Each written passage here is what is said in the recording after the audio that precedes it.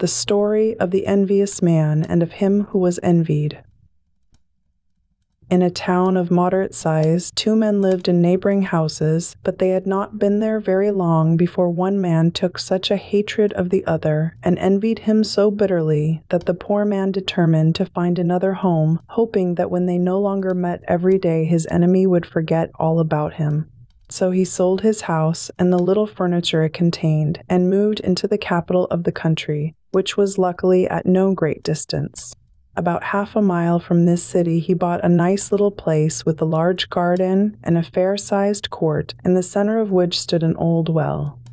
In order to live a quieter life, the good man put on the robe of a dervish and divided his house into a quantity of small cells, where he soon established a number of other dervishes. The fame of his virtue gradually spread abroad, and many people, including several of the highest quality, came to visit him and ask his prayers. Of course, it was not long before his reputation reached the ears of the man who envied him, and this wicked wretch resolved never to rest till he had in some way worked ill to the dervish whom he hated. So he left his house and his business to look after themselves and betook himself to the new dervish monastery, where he was welcomed by the founder with all the warmth imaginable. The excuse he gave for his appearance was that he had come to consult the chief of the dervishes on a private matter of great importance. "What I have to say must not be overheard," he whispered. "Command, I beg of you, that your dervishes retire into their cells, as night is approaching, and meet me in the court." The dervish did as he was asked without delay, and directly they were alone together, the envious man began to tell a long story, edging as they walked to and fro, always nearer to the well, and when they were quite close, he seized the dervish and dropped him in. He then ran off triumphantly without having been seen by anyone, and congratulating himself that the object of his hatred was dead and would trouble him no more. But in this he was mistaken. The old well had long been inhabited, unknown to mere human beings, by a set of fairies and genies, who caught the dervish as he fell, so that he received no hurt. The dervish himself could see nothing, but he took for granted that something strange had happened, or he must certainly have been dashed against the side of the well and been killed. He lay quite still, and in a moment he heard a voice saying, "Can you guess whom this man is that we have saved from death?" "No," replied several other voices, and the first speaker answered, "I will tell you. This man, from pure goodness of heart, forsook the town where he lived and came to dwell here, in the hope of curing one of his neighbors of the envy he felt toward him. But his character soon won him the esteem of all, and the envious man's hatred grew, till he came here with the deliberate intention of causing his death. And this he would have done without our help the very day before the Sultan has arranged to visit this holy dervish, and to entreat his prayers for the princess, his daughter." "But what is the matter with the princess, that she needs the dervish's prayers?" asked another voice. "She has fallen into the power of the genie Maimum, the son of Dimim," replied the first voice. "But it would be quite simple for this holy chief of the dervishes to cure her if he only knew. In his convent there is a black cat which has a tiny white tip to its tail. Now to cure the princess, the dervish must pull out 7 of these white hairs, burn 3, and with their smoke perfume the head of the princess. This will deliver her so completely that Maimum, the son of Dimim, will never dare to approach her again." The fairies and genies ceased talking, but the dervish did not forget a word of all they had said, and when morning came he perceived a place in the side of the well which was broken, and where he could easily climb out. The dervishes, who could not imagine what had become of him, were enchanted at his reappearance. He told them of the attempt on his life made by his guest of the previous day, and then retired into his cell. He was soon joined here by the black cat of which the voice had spoken, who came as usual to say good morning to his master. He took him on his knee and seized the opportunity to pull 7 white hairs out of his tail and put them on one side till they were needed. The sun had not long risen before the Sultan, who was anxious to leave nothing undone that might deliver the princess, arrived with a large suite at the gate of the monastery, and was received by the dervishes with profound respect. The Sultan lost no time in declaring the object of his visit, and leading the chief of the dervishes aside, he said to him, Noble Skyke, you have guessed perhaps what I have come to ask you. Yes, sire, answered the dervish. If I am not mistaken, it is the illness of the princess which has procured me this honor. You are right, returned the sultan, and you will give me fresh life if you can, by your prayers, deliver my daughter from the strange malady that has taken possession of her. Let your highness command her to come here, and I will see what I can do. The sultan, full of hope, sent orders at once that the princess was to set out as soon as possible, accompanied by her usual staff of attendants. When she arrived, she was so thickly veiled that the dervish could not see her face, but he desired a brazier to be held over her head, and laid the 7 hairs on the burning coals. The instant they were consumed, terrific cries were heard, but no one could tell from whom they proceeded. Only the dervish guessed that they were uttered by Maimum the son of Dimim, who felt the princess escaping him. All this time, she had seemed unconscious of what she was doing, but now she raised her hand to her veil and uncovered her face. "Where am I?" she said in a bewildered manner. "And how did I get here?" The sultan was so delighted to hear these words that he not only embraced his daughter, but kissed the hand of the dervish. Then, turning to his attendants who stood round, he said to them, "What reward shall I give to the man who has restored me my daughter?" They all replied with one accord that he deserved the hand of the princess. "That is my own opinion," said he, "and from this moment I declare him to be my son-in-law." Shortly after these events, the Grand Vizier died, and his post was given to the dervish. But he did not hold it for long, for the sultan fell a victim to an attack of illness, and as he had no sons, the soldiers and priests declared the dervish heir to the throne, to the great joy of all the people. One day, when the dervish, who had now become sultan, was making a royal progress with his court, he perceived the envious man standing in the crowd. He made a sign to one of his viziers and whispered in his ear, "Fetch me that man who is standing out there, but take great care not to frighten him." The vizier obeyed. And when the envious man was brought before the sultan, the monarch said to him, "My friend, I am delighted to see you again." Then turning to an officer, he added, "Give him 1,000 pieces of gold out of my treasury, and 20 wagon loads of merchandise out of my private stores, and let an escort of soldiers accompany him home." He then took leave of the envious man and went on his way. Now when I had ended my story, I proceeded to show the genie how to apply it to himself. "O genie," I said, "you see that this sultan was not content with merely forgiving the envious man for the attempt on his life. He heaped rewards and riches upon him." The genie had made up his mind and could not be softened. "Do not imagine that you are going to escape so easily," he said. "All I can do is to give you bare life. You will have to learn what happens to people who interfere with me." As he spoke, he seized me violently by the arm. The roof of the palace opened to make way for us, and we mounted up so high into the air that the earth looked like a little cloud. Then, as before, he came down with the swiftness of lightning, and we touched the ground on a mountain top. Then he stooped and gathered a handful of earth, and murmured some words over it, after which he threw the earth in my face, saying as he did so, "Quit the form of a man, and assume that of a monkey." This done, he vanished, and I was in the likeness of an ape, and in the country I had never seen before. However, there was no use in stopping where I was, so I came down the mountain and found myself in a flat plain, which was bounded by the sea. I traveled toward it and was pleased to see a vessel moored about half a mile from shore. There were no waves, so I broke off the branch of a tree and, dragging it down to the water's edge, sat across it while, using 2 sticks for oars, I rowed myself toward the ship. The deck was full of people, who watched my progress with interest, but when I seized a rope and swung myself on board, I found that I had only escaped death at the hands of the genie to perish by those of the sailors, lest I should bring ill luck to the vessel and the merchants. "Throw him into the sea," cried one. "Knock him on the head with a hammer," exclaimed another. "Let me shoot him with an arrow," said a third. And certainly somebody would have had his way if I had not flung myself at the captain's feet and grasped tight hold of his dress. He appeared touched by my action and patted my head and declared that he would take me under his protection and that no one should do me any harm. At the end of about 50 days, we cast anchor before a large town, and the ship was immediately surrounded by a multitude of small boats filled with people who had come either to meet their friends or from simple curiosity.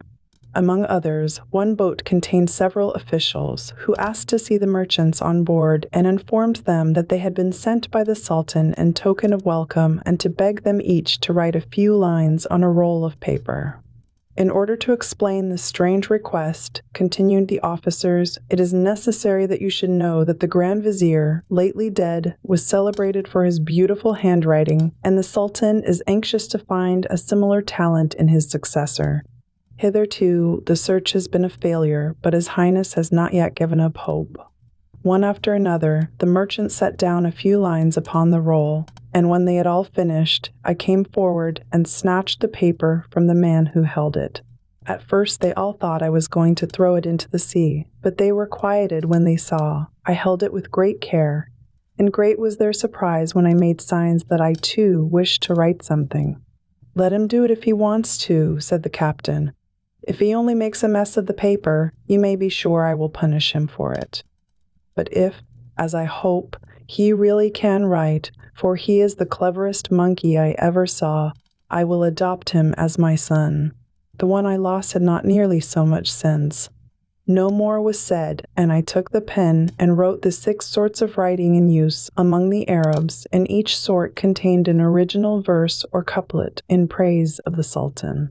And not only did my handwriting completely eclipse that of the merchants, but it is hardly too much to say that none so beautiful had ever before been seen in that country.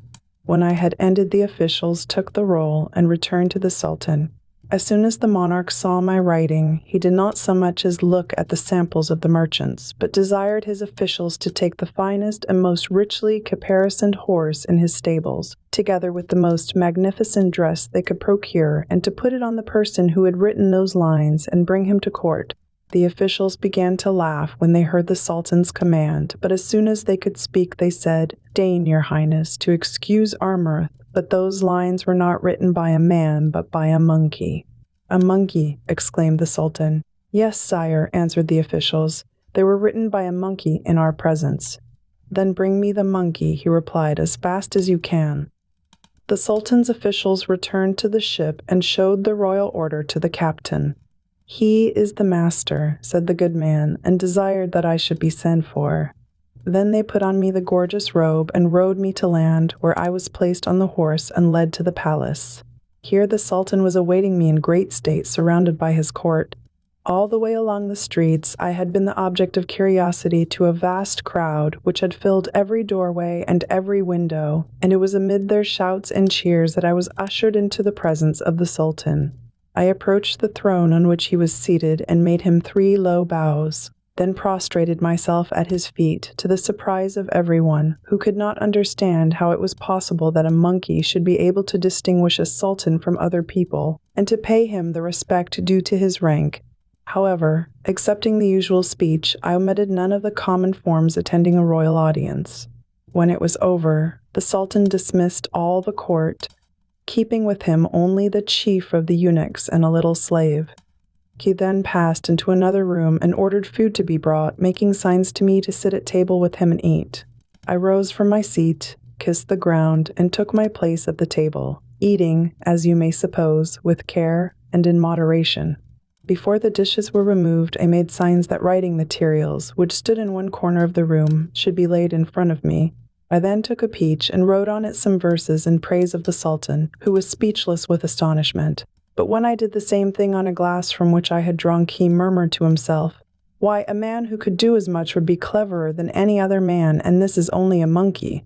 Supper being over, chessmen were brought, and the Sultan signed to me to know if I would play with him. I kissed the ground and laid my hand on my head to show that I was ready to show myself worthy of the honor. He beat me the first game, but I won the second and third, and seeing that this did not quite please, I dashed off a verse by way of consolation.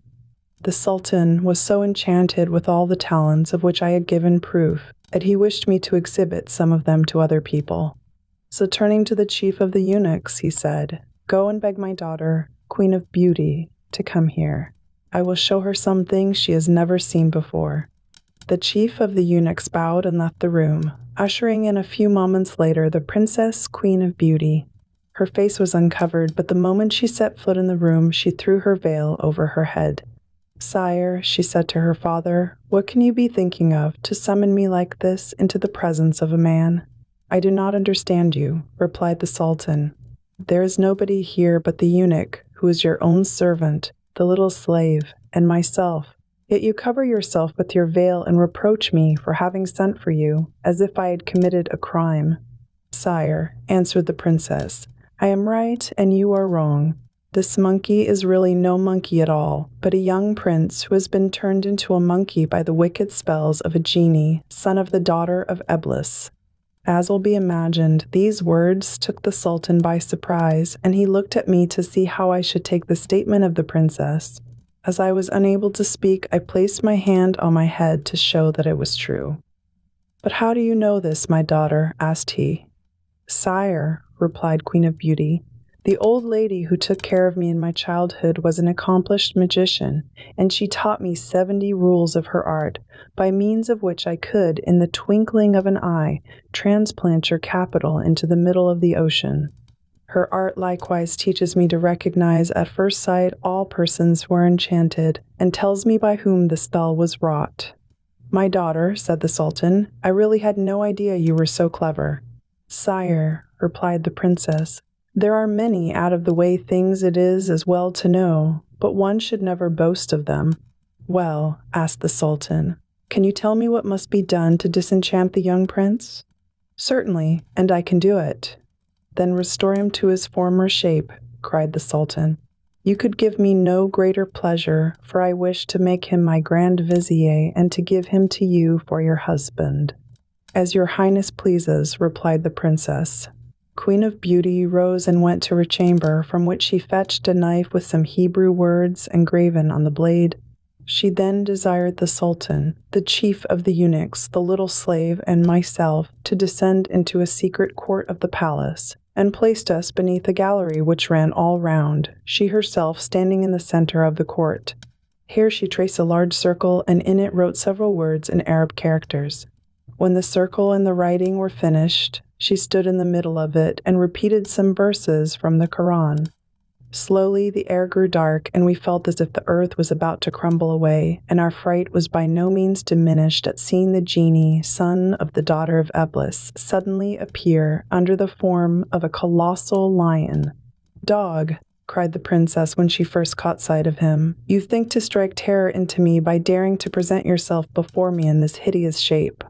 "And you," retorted the lion, "have not feared to break our treaty that engaged solemnly we should never interfere with each other." "Accursed genie!" exclaimed the princess, "it is you by whom that treaty was first broken." "I will teach you how to give me so much trouble," said the lion, and opening his huge mouth, he advanced to swallow her. But the princess expected something of the sort, and was on her guard. She bounded on one side, and seizing one of the hairs of his mane, repeated 2 or 3 words over it. In an instant it became a sword, and with a sharp blow she cut the lion's body into 2 pieces.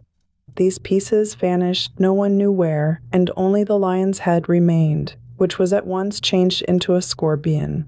Quick as thought, the princess assumed the form of a serpent and gave battle to the scorpion, who, finding he was getting the worst of it, turned himself into an eagle and took flight. But in a moment the serpent had become an eagle more powerful still, who soared up in the air and after him, and then we lost sight of them both. We all remained where we were quaking with anxiety, when the ground opened in front of us and a black and white cat leapt out, its hair standing on end, and meowing frightfully. At its heels was a wolf, who had almost seized it when the cat changed itself into a worm, and, piercing the skin of a pomegranate which had tumbled from a tree, hid itself in the fruit. The pomegranate swelled till it grew as large as a pumpkin, and raised itself onto the roof of the gallery, from which it fell into the court and was broken into bits. While this was taking place, the wolf, who had transformed himself into a cock, began to swallow the seed of the pomegranate as fast as he could. When all were gone, he flew toward us, flapping his wings as if to ask if we saw any more, when suddenly his eye fell on one which lay on the bank of the little canal that flowed through the court. He hastened toward it, but before he could touch it, the seed rolled into the canal and became a fish. The cock flung himself in after the fish and took the shape of a pike, and for 2 hours they chased each other up and down under the water, uttering horrible cries, but we could see nothing. At length they rose from the water in their proper forms, but darting such flames of fire from their mouths that we dreaded lest the palace should catch fire. Soon, however, we had much greater cause for alarm, as the genie, having shaken off the princess, flew toward us. Our fate would have been sealed if the princess, seeing our danger, had not attracted the attention of the genie to herself. As it was, the sultan's beard was singed and his face scorched. The chief of the eunuchs was burned to a cinder, while a spark deprived me of the sight of one eye. Both I and the sultan had given up all hope of a rescue, when there was a shout of "Victory, victory!" from the princess, and the genie lay at her feet a great heap of ashes. Exhausted though she was, the princess at once ordered the little slave, who alone was uninjured, to bring her a cup of water, which she took in her hand. First repeating some magic words over it, she dashed it into my face, saying, "If you are only a monkey by enchantment, resume the form of the man you were before." In an instant I stood before her the same man I had formerly been, though having lost the sight of one eye. I was about to fall on my knees and thank the princess, but she did not give me time. Turning to the sultan, her father, she said, "Sire, I have gained the battle, but it has cost me dear. The fire has penetrated to my heart, and I have only a few moments to live. This would not have happened if I had only noticed the last pomegranate seed and eaten it like the rest. It was the last struggle of the genie, and up to that time I was quite safe. But having let this chance slip, I was forced to resort to fire, and in spite of all his experience, I showed the genie that I knew more than he did. He is dead and in ashes, but my own death is approaching fast. My daughter," cried the sultan, "how sad is my condition! I am only surprised I am alive at all. The eunuch is consumed by the flames, and the prince whom you have delivered has lost the sight of one eye." He could say no more, for sobs choked his voice, and we all wept together. Suddenly the princess shrieked, "I burn, I burn!" and death came to free her from her torments. I have no words, madam, to tell you of my feelings at this terrible sight. I would rather have remained a monkey all my life than let my benefactors perish in this shocking manner. As for the sultan, he was quite inconsolable, and his subjects, who had dearly loved the princess, shared his grief. For 7 days the whole nation mourned, and then the ashes of the princess were buried with great pomp, and a superb tomb was raised over her. As soon as the sultan recovered from the severe illness which had seized him after the death of the princess, he sent for me, and plainly, though politely, informed me that my presence would always remind him of his loss, and he begged that I would instantly quit his kingdom, and on pain of death, never return to it. I was, of course, bound to obey, and not knowing what was to become of me, I shaved my beard and eyebrows and put on the dress of a dervish. After wandering aimlessly through several countries, I resolved to come to Baghdad and request an audience of the commander of the faithful. And that, madam, is my story." The other dervish then told his story.